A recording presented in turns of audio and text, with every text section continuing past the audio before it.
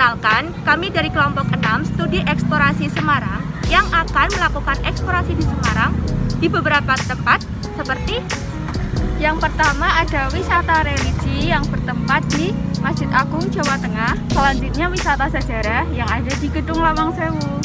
Selanjutnya ada desa wisata yang berada di Desa Wisata Kandri. Yang terakhir di Taman Kota bertempat di Taman Indonesia Kaya. Ayo guys. Ayo!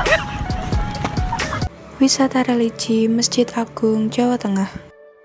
Masjid ini mulai dibangun sejak tahun 2001 hingga selesai secara keseluruhan pada tahun 2006.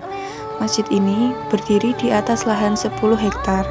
Masjid Agung diresmikan oleh Presiden Indonesia Susilo Bambang Yudhoyono pada tanggal 14 November 2006.